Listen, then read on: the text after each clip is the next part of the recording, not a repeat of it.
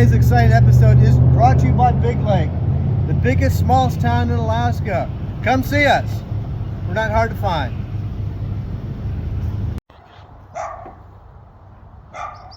Good afternoon, good evening, and good morning. Welcome to the very first live episode of the Nathan Lake Experience. I'm your host, Steve Schuler, and we're about to walk down the street, talk to one of my neighbors. And what my neighbor does something really incredible. He takes a lump of raw material, metal, iron, XYZ PDQ, and this is what he makes out of it. Isn't this amazing? He made this out of a steel wire rope, and we'll look at what that looks like here in a few minutes. But this is what he made. It's razor sharp, plastic lid handle. And we're about to look at what this looks like during the process, and I think he's even making me a sword. Let's find out. All right, let's go. All right, we're here with Adam, and he's the one I told you about earlier that can grab a bunch of raw material and make a knife, a sword, pokey things, not so much pokey things. Mr. Adam. How's it going? How's it going? All right, so we're gonna walk through the process of what it takes. But before we do that, we have some questions for you. How'd you get interested in doing this? What's your inspiration to have a piece of raw material, make it into something that's productive? Well, being an avid hunter and fisher, you know, I've always been into knives and making stuff like that. And a few years back, probably like 8 years ago, a coworker gave me a book, this basic blacksmithing book, and I read it a couple times, and I was like, huh. My dad was like, I was living over next door with my dad, and he was like, well, what would it take to get into making knives? Because we already made like knives out of like saw blades and stuff like that, and I was like, I don't know, the book says it's pretty easy, so bought a forge, and a friend of mine gave me a chunk of railroad track, and I started hammering out a little bit of steel, and that's how it kind of what happened. Is I read a book one day, and that's all it took. I mean, if you read the right books, I mean, it gives you the right inspiration for things. So, a lesson to our young viewers here: read a freaking book. It'll grow on you, and great things will happen after that.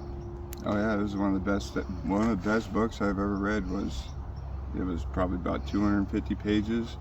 I read it like 3 times. I gave it back to my coworker, and I tried getting it back from him, and he moved away. So, as right before we walked up here, we kind of introduced one of Adam's knives. Tell us a little bit about this knife, please, sir. Well, I took HDPE plastic and melted it down in a little easy bake oven, and kind of got moldable, and you can just like roll around like taffy once it gets warm enough. You gotta wear protective stuff, of course. Gloves. They're like hot taffy. Yeah, and then you can mold it around, and then I mixed black and red together. That's a Folgers coffee can, which is HDPE, and then it had a sheet of plastic. And then the knife itself was a chunk of, it was about 1.25 inch cable that we got that hot enough, and made a bar of steel, or formed that down to a bar, because you have to get like, there's so much different layers and stuff in there, and impurities and stuff, that you have to kind of work that out and make it so all that metal sticks together. So basically you make they call it a billet, a bar of steel out of all that cable, and then you can form it into whatever shape you want. Either with this knife, I tried to form it as best I could with the tang and all that, and then tell us what a tang is. So some people don't know what a tang is. It's the part that's in the handle. Either the full tang will be where you can see it on the outside, and then all the way through. So you see like pocket knives and stuff like that, or a whole of so, and then the hidden tang will be the inside. It would be like a little piece in the inside that you can't see the metal. Okay. So this would be a hidden tang, and the full tang you'd see it all the way through. Walk us through the process of making this brass fixture right there. Well, the brass, I happen to have a chunk of brass bar, and I cut it, and then you'll cut a slit in the inside of it to form it so you can slide it up to the to the edge of where the blade is, so you can match it up in there. Just basically like a little slit in the middle of it. Just form up the fittings, put it on, and then the handle was actually it was hot plastic, like got it hot out of the oven, and then I wrapped it around it. Then it formed like a big mat around it of plastic, and then I formed it into the handle with some cutting and grinding and shaping. But yeah, that's kind of the process of it. So can you step us through step A through step whatever to give a rough estimate, a kind of basic understanding how a piece of chunk metal becomes this? Can you walk us through that? Yeah, we can kind of go over. Greetings and welcome back from our commercial break, and we're here with Adam again. He's talking about this fantastic sword that he has made for one of his customers, and I just happen to know who that customer is. It's me, and he's doing a fantastic job. I've asked him for stipulations, specifications on this, and so far he is exceeding expectations. And if you ever get a chance to put this sword in your hand, it's like Excalibur, but only better. So tell us about the sword, Trent. So this sword is made out of a chunk of this railroad track right here. I cut down a chunk probably about that big, and then I refined that down to a bar, probably like that big and like, you know, 1/2 inch thick. And then I formed that out to a longer piece, and then shaped it into what you see now, the blade and then the tang. And this would be a hidden tang. There'd be a block of wood that goes over this, so you wouldn't see the tang of this. So when we talked about earlier full tang and hidden tang, this would be hidden, and something like this would have a handle that would be, you'd see the metal on the outside. So when you grab it, you'll still see that. Like a spine. Yeah, it'd be the spine of it. You Okay. see it all the way through, and that's how that hidden and full. So what happens, what is the process right before this? What did this look like? What did this look like right before this point right here? It would kind of look like this guy right here? Before that, it was a cut piece of steel that was, you know, you had a hunk of steel like this, and then it was drawn out to a bar, and then eventually you'd start shaping it into, you know, a handle, and then put the groove in the center of it and shape the tip, and then eventually shape in the tapers of the blade. So do you have a press to hammer that in, or do you have some kind of hydraulics? How do you get that? One of the questions that was asked earlier today is, how do you make like a square? How do you make it into a sword shape? How does that process begin? You can go about it two ways. You can either go about it with some brute strength, Okay. a big hammer. You can get different size hammers. You'd go at it with like a 4-pound hammer, and then a nice size anvil will help it move. The better quality anvil and steel that you hit on will help you move stuff faster and better. Right. When you get the opportunity and you can upgrade and stuff, you can build yourself a press like that.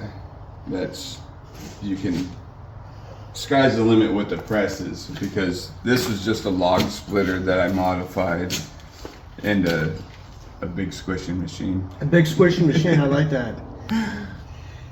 So it has to go through, before we get to this part, we have to go through a forge to kind of get the metal malleable, to get it to a certain temperature where you can actually squish it versus squishing a 1 pound, 2 pound chunk of metal. It's not going to squish very well. Yeah, I actually have a piece of paper that might help you out with that.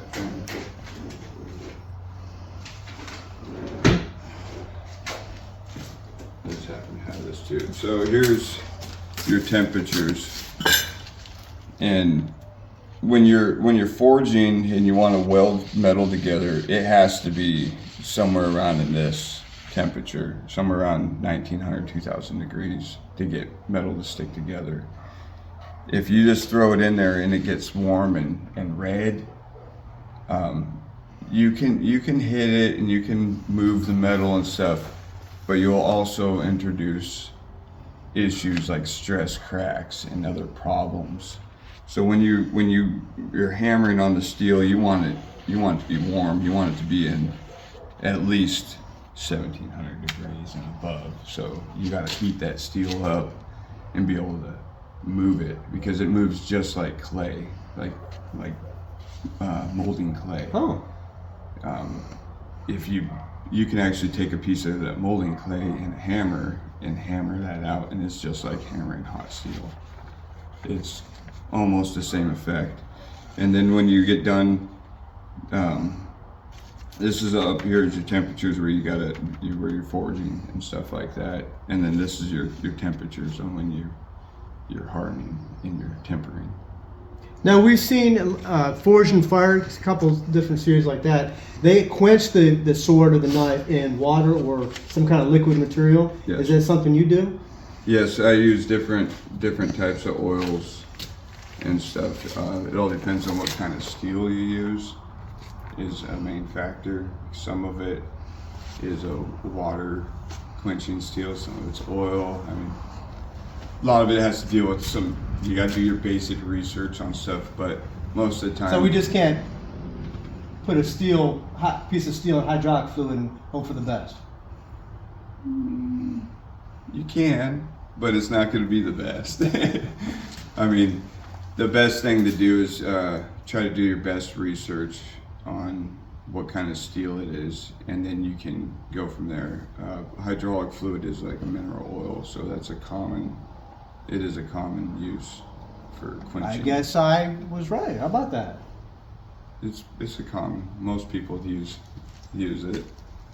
I usually use like a food-based product, because I don't want to use some old motor oil out of my pickup and then make a kitchen knife out of it. Metal is like it has just like a sponge. It absorbs stuff. But back to subject. When you take a raw piece of metal and you want to form it out, you can, like this pipe wrench jaw. I took this one just like this and I straightened it out and went to this stage. You can see some of the teeth is still left on it right here. So I got that straightened out enough to where it could be just like this one.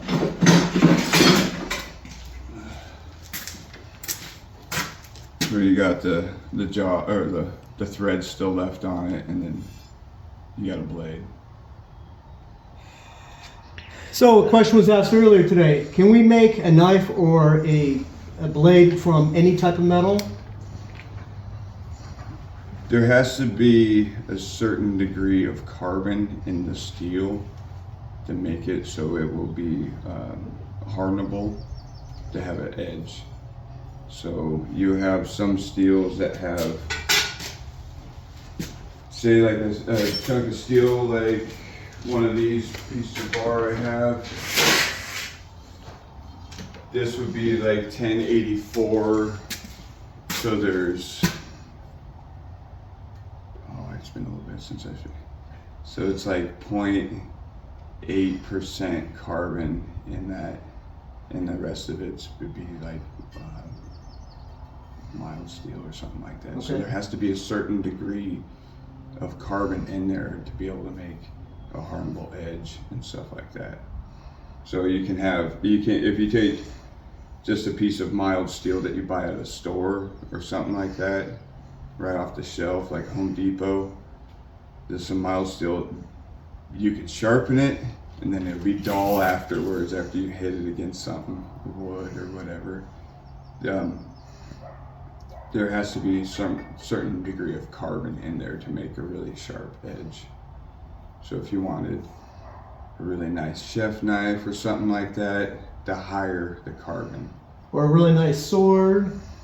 So this would be made out of the railroad tracks, so that's somewhere around 1084 or something like that. So it's got some carbon in there. Okay. It's got some good edge material. And then there's other steels out there that so if you do like junkyard steel or something like that, whatever that piece of metal was is most likely the use of that steel. So if it was like made for a plow or a grater blade or something like that, they use tool steel in there to make it so there's an abrasive edge and they will last longer for grinding on rocks and stuff. That wouldn't be a great chunk of steel to make a sword out of, because you wouldn't have a really sharp edge on it, but it would be strong. Not necessarily sharp. It won't, yeah, it won't hold the edge like most knives and stuff, you know. And then if you really wanted to get into the high sharp knives and stuff like that, they use stainless and stuff like that you can really make some really fancy knives out of it. The question I have about stainless is it's kind of a soft material, so once you sharpen it and use it, doesn't it easily sharpen but easily dulls at the same time? Stainless will be a better, because they have whatever materials in there on their like chromoly and whatever that they add into that make it so it doesn't rust. Right. But then when you take a piece of stainless steel and you try to forge it, you're beating on that and you're not moving that piece of steel.